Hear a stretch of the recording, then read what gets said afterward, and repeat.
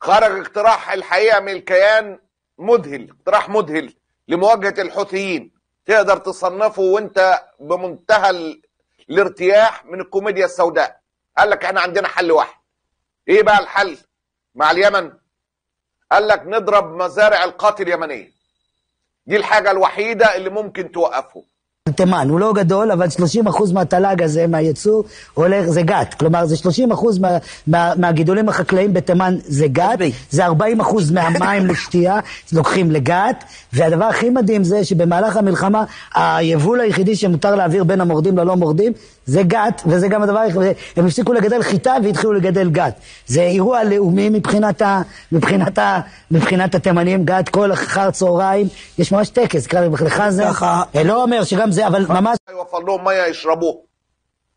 قال لك الاقتراح ده ممكن يضايقهم، هو مش هيوقفهم لكن هيعكر مزاجهم طالما ان احنا ما عندناش حل في اليمن. לתת להם הרבה גת, להביא להם אופיום, יתנו להם הרבה גת, הם יהיו ערים כל הלילה. עדיף שלא יתנו להם הרבה. אם ככה אין לנו סיכוי. למה? עם הגת אין לנו סיכוי. למה אין לנו סיכוי עם הגת? זה הנשק הסודי שלהם. לא, זה לא הנשק הסודי שלהם, אבל אני מדבר להסתכל מחוץ לקופסה, ובזה, שוב, להסתכל מחוץ לקופסה, זה חלק מהותי מההתנהלות המסורתית היומיומית של תימנים בתימן, השימוש בגת, זה מכאיב, זה לא יודע. القات هو الحل عشان ده اللي ممكن يضايق الحوثيين ويعكر مزاجهم.